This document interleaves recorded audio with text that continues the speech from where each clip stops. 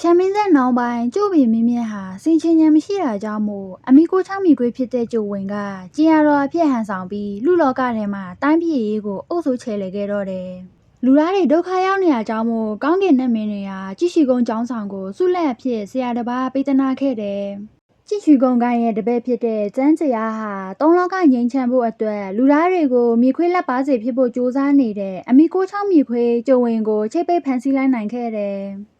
ဒါကြောင့်မို့သုံးလောကဘုံကလည်းပြန်လည်ငြိမ်းချမ်းသွားပြီးအခုဆိုရင်စစ်ပွဲကြီးပြီးခဲ့တာဟာ10နှစ်ဆိုတဲ့အချိန်တစ်ခုတောင်ရောက်လို့နေခဲ့ပါပြီ။ဒါပေမဲ့တချင်ကလောကတစ်ခွင်ကိုကယ်တင်လိုက်တဲ့ကျန်းကျရာဟာအခုဆိုရင်လူသားအလုံးရဲ့မုန်းတီးခြင်းကိုခံနေရပါတယ်။အကြောင်းကတော့တချင်ကစစ်ပွဲကိုအောင်နိုင်ခဲ့တဲ့ကျန်းကျရာဟာလူသားတွေကြားမှာလူပြည်ကိုကောင်းကင်ကနေချပေးတဲ့နှက်လေကားကိုပထမအဆုံးတက်လန်ခွင့်ရတဲ့စစ်သူကြီးပဲဖြစ်တယ်။ထိုအချိန်ကကျန်းကျရာဟာလူအများရဲ့လေးစားချစ်ခင်မှုကိုပိုင်ဆိုင်ထားပြီးနှက်အပေါင်းတို့ကိုဥဆောင်နိုင်တဲ့လူလည်းဖြစ်တယ်။ကျန်းကျရာကောင်းကင်ဘုံရောက်တော့နှက်မင်း12ပါးကမြေခွေးမိတ်ဆာကအရန်ဆိုးအားနေပြီဖြစ်တာကြောင့်မို့အမိန့်ကိုနာခံပြီးတက်ပစ်လိုက်ဖို့နဲ့ကြည်ရှိကုန်းကိုင်းအနေနဲ့သုံးလောကကိုညီညွတ်စေပြီးအေးချမ်းသာရအောင်လုပ်ဖို့ပြောလိုက်တယ်။ကျန်းကျရာလည်းအမိန့်ကိုနာခံပြီးတာနဲ့ချိတ်ပိတ်ထားတဲ့မြေခွေးမိတ်ဆာကိုတက်ဖို့လုပ်ပါတော့တယ်။ဘေးရနဲ့အပေါင်းတို့ကလည်းတက်ပြစ်လိုက်ဖို့အဟိနေခဲ့ကြပြီးမြေခွေးမိတ်ဆာညှို့ချင်းခံလိုက်ရတဲ့ကျန်းကျရာကတော့မြေခွေးရဲ့အတွင်းစိတ်ထဲကိုရောက်လွတ်သွားခဲ့ပါတယ်။မြေခွေးမိတ်ဆာကျုံဝင်ကလောကသားတွေကိုကယ်တင်ဖို့ကံကြမ္မာကိုဆရာအရှင်ကဖန်တီးတာဆိုရင်ဘာလို့သူ့ကိုရောမကယ်တင်တာလဲဆိုပြီးအတွင်းစိတ်ထဲမှာရှိနေတဲ့ကလေးမလေးကိုကျန်းကျရာမြင်အောင်ပြပေးလိုက်တယ်။ကျန်းကျရာကဖြစ်စဉ်ကိုဘာတစ်ခုမှနားမလည်ပဲရှိနေတော့နှက်မင်းတွေကကျန်းကျရာကိုမိစ္ဆာတွေကလူသားတွေရဲ့စိတ်ကိုလှည့်ဖြာတတ်တာမို့တတိထားဖို့ပြောလိုက်တယ်။မြေခွေးမိစ္ဆာကျုံဝင်ကအကယ်လို့သူ့ကိုတက်လိုက်မယ်ဆိုရင်အတွင်းစိတ်တွေကကလေးမကလည်းတည်သွားနိုင်တယ်ဆိုပြီးပြောတော့ကျန်းကျရာကလည်းတွေ့ဝေသွားတာကြောင့်ကလေးမလေးကသူ့ကိုကယ်ဖို့တောင်းဆိုလာတော့တယ်။ကျန်းကျရာကမြေခွေးမိစ္ဆာကိုတွင်းမှာအပြည့်မဲ့ဝိညာဉ်ရှိနေကြောင်းဆရာအရှင်တွေကိုပြောတော့ဒါဟာမိစ္ဆာတွေရဲ့လှည့်စားမှုတစ်ခုတာဖြစ်တာကြောင့်မို့အမြန်တက်ပြစ်လိုက်ဖို့တာအမိန့်ပေးခဲ့တယ်။ဒါပေမဲ့ကျန်းကျရာကတော့ကလေးမလေးကိုကယ်တင်နိုင်ဖို့အတွက်အပြစ်မဲ့ဝိညာဉ်ကိုဆွဲထုတ်လိုက်ပေမဲ့လွတ်မြောက်သွားတဲ့သူကမြေခွေးမိစ္ဆာဖြစ်နေတာကြောင့်မို့ချိတ်ပိတ်ထားတဲ့အရာကလည်းပျက်စီးလို့သွားခဲ့တယ်။ဒီလုံရက်ကိုကောင်းကင်နှက်မင်းတွေကလည်းစိတ်ဆိုးသွားခဲ့ပြီးဆရာအရှင်ကလည်းကျန်းစရာရဲ့နှက်မြင့်အစွမ်းကိုချိတ်ပိတ်လိုက်တာကြောင့်မြေခွေးမိစ္ဆာတွေရဲ့ပုံရိပ်ကိုထပ်မမြင်ရတော့တဲ့အထိပေဟိုင်မှာလေးကျင့်ပြီးအောင်မြင်တဲ့အချိန်ရောက်မှတာကြည်ရှိကုန်းကိုင်းထဲကိုပြန်လာဖို့ပြောပြီးမော်ဒုတ်တစ်ချောင်းကိုထည့်ပေးလိုက်တော့တယ်။လက်ရှိကာလမှာတော့ကျန်းစရာကပေဟိုင်မှာစက်တင်နှက်မင်းနဲ့အတူလေးကျင့်နေထိုင်တာ10နှစ်ရှိခဲ့ပါပြီ။အချိန်တွေကုန်ဆုံးသွားခဲ့ပေမဲ့ကျန်းစရာရဲ့စိတ်ထဲမှာတော့တစ်ချိန်လုံးမြေခွေးမိစ္ဆာကြုံဝင်ရဲ့အတွင်းစိတ်တွေကကလေးမလေးရဲ့အကြောင်းကိုပဲစဉ်းစားရင်းအဖြေရှာမရဖြစ်နေပါတယ်။ကောင်းကင်နှက်မင်းတွေကတော့ဒီကိစ္စဟာမြေခွေးမိစ္ဆာရဲ့လက်ကွက်တစ်ခုပဲဖြစ်တယ်လို့ပြောနေပေမဲ့ကျန်းစရာကတော့ကိုယ်တိုင်မြင်တွေ့ခဲ့ရတာမို့ဘလို့မှမယုံနိုင်ဖြစ်နေခဲ့တာပါ။ကျန်းကျရာစီမှာစစ်ပူရှန့်လို့ခေါ်တဲ့အကောင်လေးလဲရှိပြီးသူတို့အတူပေဟိုင်ကပစ္စည်းအလဲလဲလုပ်တဲ့ဆိုင်ကိုတွားခဲ့ကြပါတယ်။အဲ့ဒီမှာကရှမ်းမင်းဆက်နောင်ပိုင်းအပြစ်ပေးခံထားရတဲ့မိစ္ဆာတွေနေထိုင်တဲ့နေရာဖြစ်ပြီးသူတို့ကကျန်းကျရာကြောင့်အပြင်လောကကိုထွက်ခွင့်မရပဲပိတ်လောင်နေခဲ့ရတာမို့ဆိုင်ကိုရောက်လာတဲ့ကျန်းကျရာကိုလည်းပြောဆိုလို့နေခဲ့ကြပါတယ်။ဒီချိန်ဆိုင်ထဲကိုလူတယောက်ဝင်လာခဲ့တာကြောင့်မို့ကျန်းကျရာလည်းအနောက်လဲကြည့်လိုက်တော့အဲ့ဒီကောင်မလေးက10နှစ်လုံးကျန်းကျရာစိတ်ထဲထည့်နေခဲ့တဲ့မြေခွေးမိစ္ဆာအတွင်းစိတ်ထဲကကလေးမလေးဖြစ်နေတာကြောင့်မို့ကျန်းကျရာလည်းအယံအံ့ဩလို့နေခဲ့တယ်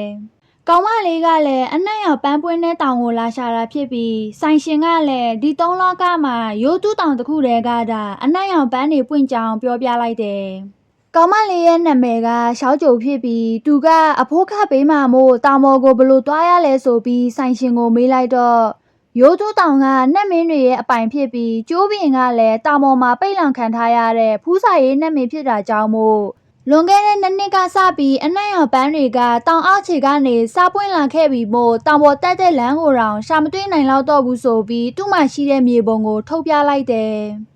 ရိုးတူးတောင်မှာကမြေခွေးမိစ္ဆာရှိတယ်ဆိုပြီးပြောလိုက်တော့အကောင်လုံးလည်းပြာရခတ်သွားကြပြီးမြေခွေးမိစ္ဆာတာပြန်ပေါ်လာရင်သုံးလကလုံးကလည်းအန္တရာယ်ရှိနိုင်တာကြောင့်မို့ကြောက်လန့်နေခဲ့ကြတယ်။ ဒီချိန်ရှောက်ချိုရဲ့လက်ထဲကအထုပ်ကိုဆိုင်ရှင်အဖွဲ့သားမိစ္ဆာတကောင်ကဆွဲလူးလိုက်တာကြောင့်အထဲမှာကငွေဓာတ်တွေမဟုတ်ပဲကြောက်တုံးတွေဖြစ်နေတာကြောင့်မို့ရှောက်ချိုကလည်းအလိမ်မိသွားပြီးဆိုင်ရှင်ကိုတိုက်ခိုက်လိုက်ပြီးမြေပုံကိုဝင်လူပါတော့တယ်အားလုံးရိုးရင်းဆန်ခန့်ဖြစ်နေချိန်မိစ္ဆာတကောင်ရဲ့လက်ချက်ကြောင့်ရှောက်ချိုဆောက်ထားတဲ့အုတ်ထုပ်ကကျွတ်သွားခဲ့ပြီးမြေခွေးနှစ်ရက်တွေပေါ်လာပါတော့တယ်မိစ္ဆာတွေအားလုံးကလည်းရှောက်ကြိုကိုတာကြင့်ရွှီနန်းတော်ကိုပြန်ပို့နိုင်ရင်သူတို့လည်းပိတ်လောင်ခံထားရတဲ့ဘဝကနေပြန်လွတ်နိုင်ပြီမို့ရှောက်ကြိုကိုလိုက်ဖမ်းကြတော့မြေပုံယူပြီးသူလည်းထွက်ပြေးပါတော့တယ်။ကျန်းကျရာကလည်းရှောက်ကြိုအနောက်ကိုလိုက်သွားခဲ့ပြီးရှမ်းကုန်းချက်တစ်ကကျန်းကျရာပေဟိုင်နယ်မြေစည်းကိုကြော်တော့မှမို့လိုက်တတိပေးနေခဲ့ပေမဲ့သူတစ်ချိန်လုံးသိချင်နေခဲ့တဲ့အမှန်တရားတစ်ခုအတွက်နှက်မင်းတွေရဲ့အမိန့်ကိုလွန်ဆန်ပြီးရှောက်ကြိုနောက်ကိုတာပြေးလိုက်သွားခဲ့တော့တယ်။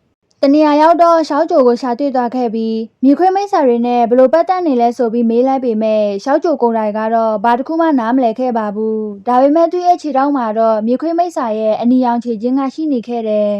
ဒီချိန်မိစ္ဆာတွေကရှောက်ကြိုကိုလာရောက်ဖမ်းဆီးတာကြောင့်ကျန်းကျရာကပဲဝင်ဖြေရှင်းပေးလိုက်ပြီးဘလို့ယာတွေကမင်းကိုဖမ်းဆီးဖို့လုပ်နေတာလဲဆိုပြီးမေးလိုက်တော့ရှောက်ကြိုကိုယ်တိုင်ကလည်းသူတတိယလာကလေးကနေအနားမှာအမြဲရှိနေခဲ့တာဖြစ်ပြီးအခုဆိုရင်မိစ္ဆာတွေကပိုများလာပြီဖြစ်ကြောင်းကျန်းစရာကိုပြောလိုက်တယ်။ရှောက်ကြိုကလည်းအရင်တုန်းကအကြောင်းတွေအားလုံးကိုမေ့နေခဲ့တာဖြစ်ပြီးအနီရောင်ခြေချင်းဝတ်ကတာသူအရင်ကလာခဲ့တဲ့နေရာကိုပြနိုင်တဲ့တခုတည်းတော့အဖြစ်ဖြစ်တာကြောင့်မို့ရိုးတူးတောင်ကအနက်ရောင်ပန်းပွင့်တဲ့နေရာကိုတွားချင်နေတာဖြစ်တယ်။ကျန်းစရာကလည်းအရင်ချိန်ကကောင်းကင်နတ်မင်းတွေစီမှာဖြစ်ပျက်ခဲ့တာတွေကိုပြန်တွေးမိပြီးရှောက်ကြိုကိုတက်လိုက်ဖို့လုပ်ပေမဲ့အမှန်တရားကိုအခုထိမသိရသေးတာမို့မြေပုံကြည့်ပြီးသူကိုယ်တိုင်ရိုးတူးတောင်ကိုလိုက်ဖို့ပေးဖို့လုပ်ပါတော့တယ်။ရိုးတူးတောင်ရဲ့ဝင်ပေါက်ကိုရောက်တော့မြူတွေနဲ့ကြောက်တိုင်တွေကလည်းများပြားစွာရှိနေခဲ့ပြီးသူတို့လာရှာတဲ့အနက်ရောင်ပန်းတွေကလည်းပွင့်လို့နေခဲ့ပါတယ်။ဒီချိန်ရှမ်းကုန်းကျက်တစ်ကသူတို့ကိုရှာတွေ့သွားခဲ့ပြီးကျန်းကျရာကိုလည်းအမိန့်ကိုဖီဆန်ကပေဟိုင်ကနေထွက်သွားခဲ့လို့ပြောဆိုနေခဲ့တာကြောင့်ကိစ္စတွေအားလုံးပြီးပြတ်သွားရင်ပြန်လာမယ်ပြောပေမဲ့ရှမ်းကုန်းကျက်တစ်ကတော့အဲ့ဒါကစိတ်လက်စားခံရမှုတစ်ခုတာဖြစ်ကြောင်းပြောပြီ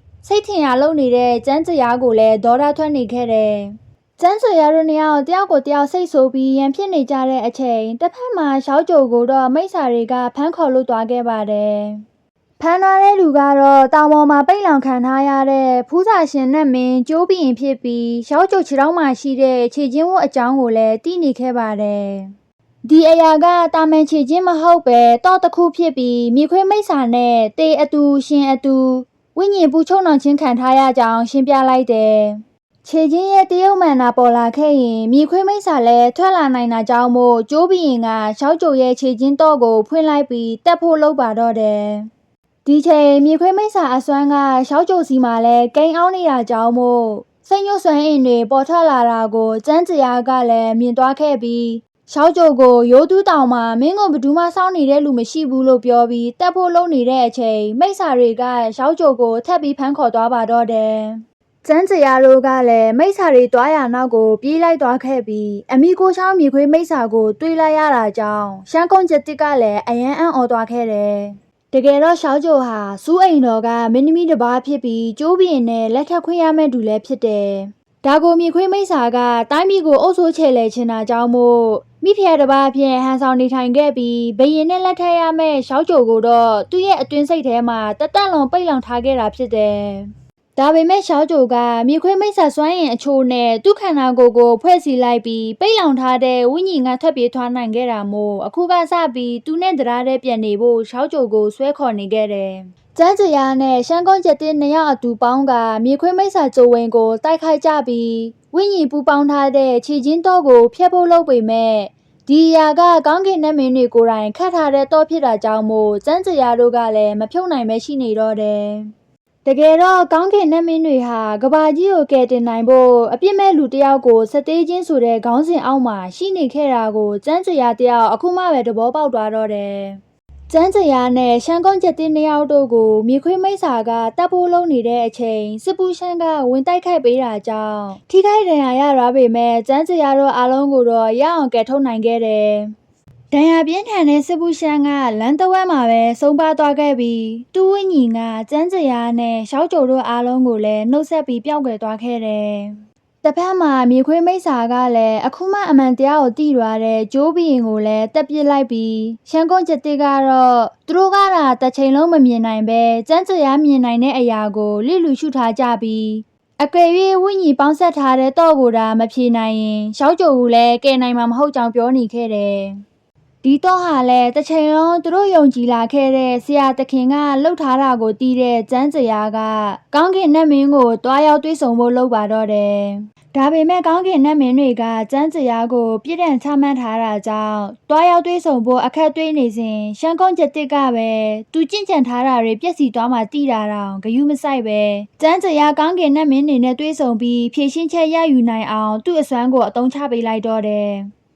ကောင်းကင်လေကားပေါ်ရောက်တော့ဂိတ်ဆောက်နတ်မင်းတွေကအဝင်မခံတာကြောင့်သူဘလို့အပြစ်မျိုးကိုမဆိုခံယူမှာမို့မြေခွေးမိတ်ဆာနဲ့ရှောက်ကြိုတို့ဝိညာဉ်ပေါင်းဆက်တော့ကိုဖန်တီးထားတဲ့သူကဆရာအရှင်ကိုယ်တိုင်လားဆိုတာသူသိချင်တဲ့မေးခွန်းတစ်ခုကိုအော်ပြောလိုက်တော့တယ်ကောင်းကင်နတ်မင်းတွေကလည်းအပြစ်ဒဏ်ပေးခံထားရတဲ့သူကဆရာအရှင်ကိုယ်တောင်ပြန်ပြီးမေးခွန်းထုတ်နေတာမို့မိုးကြိုးကြိမ်တံတွေနဲ့ဆက်တက်ရိုက်နှက်နေခဲ့ပါတယ်ဒါပေမဲ့အန်ကျိတ်ပြီးအပြစ်မရှိတဲ့လူကိုစက်သေးတာကကောင်းကင်နတ်မင်းတွေရဲ့လမ်းစဉ်လားဆိုတဲ့မေးခွန်းကြောင့်ဆရာအရှင်ကလည်းကျန်းစရာကိုသူ့ရှိခေါ်ဆောင်လိုက်တော့တယ်။နတ်မင်းတွေဟာကမ္ဘာလောကကိုကယ်တင်နိုင်ဖို့အတွက်လူတစ်ယောက်ကိုစတေးတာဟာနတ်မင်းတွေရဲ့လှုပ်ဆောင်ချက်တာဖြစ်ကြောင်းရှင်းပြပေမဲ့ကျန်းစရာကတော့လူတစ်ယောက်ကရေတစ်စက်နဲ့တူပြီးများစွာသောရေတွေပေါင်းဆက်လိုက်ရင်ပင်လယ်ကြီးဖြစ်သွားနိုင်တာမို့လူတစ်ယောက်ကိုတော့မကယ်တင်နိုင်တာကမ္ဘာလောကတစ်ခုလုံးကိုကယ်တင်ဖို့ဘလို့ဖြစ်နိုင်မလဲဆိုပြီးမေးခွန်းပြန်ထုတ်ခဲ့ပါတယ်။ဒါပေမဲ့ဆရာအရှင်ကတော့လူသားအလုံးအတွက်မြေခွေးမိတ်ဆာကိုတက်ပစ်လိုက်ဖို့ကကျင်နာတဲ့လုပ်ရဖြစ်တာကြောင့်မို့ဝိညာဉ်ပေါင်းဆက်ခြင်းခံထားရတဲ့ရှောက်ကြိုဟာလည်းလူပြန်ဝင်စားမှသာလွတ်မြောက်နိုင်မှာဖြစ်ကြောင်းပြောပြလိုက်တယ်။ဒါကြောင့်မို့ကျန်းစရာနဲ့ရှမ်းကုန်းကျက်တစ်တို့ကလည်းရှောက်ကြိုကိုခေါ်ပြီးလူပြန်ဝင်စားလို့ရတဲ့နေရာကိုတွားကြပါတော့တယ်။ဝင်ပေါက်ကိုရောက်တဲ့အချိန်မြေခွေးမိတ်ဆာကြုံဝင်ကလည်းနောက်ကလိုက်လာခဲ့တာကြောင့်မို့ရှမ်းကုန်းကျက်တစ်ကသူတားထားပေးမှာမို့ရှောက်ကြိုကိုခေါ်ပြီးကျန်းစရာကိုအမြန်တွားဖို့ပြောလိုက်တယ်။တကယ်တော့ရှမ်းကုန်းကျက်တစ်ကတစ်ချိန်လုံးကျန်းစရာကိုသူ့ရဲ့ကောင်းတယောက်အဖြစ်လေးစားအားကျနေခဲ့ရတာဖြစ်ပြီးကောင်းကင်နဲ့မင်းတွေအမိတ်မဟုတ်ပဲသူ့ဆန္ဒနဲ့သူ10နှစ်တိုင်တိုင်ကျန်းစရာကိုအဖော်ပြုနေထိုင်ခဲ့တာဖြစ်တယ်။အခုချိန်မှာတော့ကျန်းစရာကိုလေးစားအားကျရတဲ့စိတ်ကြောင့်မြေခွေးမိတ်ဆာကိုမနိုင်မှန်းသိပေမဲ့လည်းသူ့အသက်နဲ့ရင်းပြီးအသက်နိုင်ဆုံးကာကွယ်ပေးသွားခဲ့တာဖြစ်တယ်။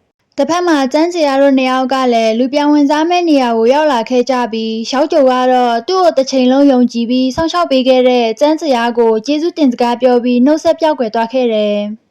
ဒီချိန်ကောင်းကင်ကလည်းမဲမောင်လာခဲ့ပြီးမြေခွေးမိတ်ဆာကလည်းရောက်လာတာကြောင့်မို့ရှမ်းကုန်းကျက်တစ်အရင်နှိမ့်သွားပြီဆိုတာကိုကျန်းစရာသိသွားခဲ့ပြီးမြေခွေးမိတ်ဆာကိုရှောက်ကြိုအနောက်လိုက်သွားလို့မရအောင်တိုက်ခိုက်တာစီးပါတော့တယ်။မြေခွေးမိတ်ဆာကရှောက်ကြိုဝင်သွားတဲ့တကားချက်ကိုဖျက်ဆီးပစ်လိုက်ပြီးမကျွတ်လွတ်သေးတဲ့မြေခွေးမျိုးနွယ်စုကိုလည်းခေါ်ထုတ်လိုက်တယ်။တစ်ချိန်ကကြိုဝင်ကိုလည်းမိတ်ဆာတကောင်အဖြစ်မဟုတ်ပဲမြေခွေးနှက်မင်းအဖြစ်ချီးမြှင့်မြောက်စားမယ်ဆိုတဲ့စကားကိုယုံကြည်ပြီးနှက်မင်းတွေကလောကသုံးပုံအတူအုပ်ချုပ်မယ်ဆိုတာကြောင့်မြေခွေးမျိုးနွယ်စုနဲ့လူသားတွေကိုဝိညာဉ်ပေါင်းဆက်ပြီးစစ်ပွဲကြီးဖြစ်ပွားစေခဲ့တယ်။ဒါပေမဲ့စစ်ပွဲကြီးပြီးဆုံးသွားတော့နှက်မင်းတွေကပေးထားတဲ့ဂတိကိုဖောက်ဖျက်ပြီးမြေခွေးမျိုးနွယ်စုတစ်ခုလုံးကိုတိုက်ခိုက်ပျက်စီးလိုက်ပေမဲ့ကြိုဝင်ကတော့တကောင်တည်းတော့အသက်ရှင်ကျန်ရစ်တဲ့မြေခွေးပဲဖြစ်တယ်။ဒါကြောင့်မို့အခုချိန်မှာကြုံဝင်ကနတ်မင်းတွေကိုနာကြီးမုန်းတီးနေခဲ့ပြီးမကျွတ်လွတ်သေးတဲ့သူ့မျိုးနွယ်စုအတွက်ဂလဲ့စားချေချင်နေတာဖြစ်တယ်။အခုမှကောင်းကင်နတ်မင်းတွေနဲ့မြေခွေးမိတ်ဆာတို့ရဲ့ဖြစ်စဉ်အမှန်တရားကိုသိလိုက်ရတဲ့ကျန်းစရာကတော့ရှုပ်ထင်လွန်လာတဲ့ကိစ္စတွေနဲ့မသက်ဆိုင်တဲ့ကလေးမလေးရှောက်ကြိုကိုကယ်တင်ဖို့ကြိုးစားခဲ့ပါတယ်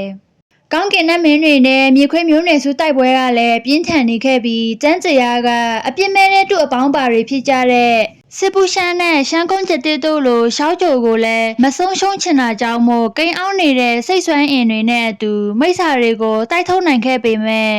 ့ကောင်းကင်နတ်မင်းရဲ့တိုက်ခိုက်မှုနဲ့အချိန်ကိုက်ဖြစ်သွားတဲ့ရှောက်ကြိုကိုတော့လက်တကမ်းအလုံးမှာဆုံးရှုံးလိုက်ရပြီးမကယ်တင်လိုက်နိုင်ခဲ့ပါဘူး။အရာအလုံးဆုံးရှုံးသွားပြီဖြစ်တဲ့ကျန်းစရာက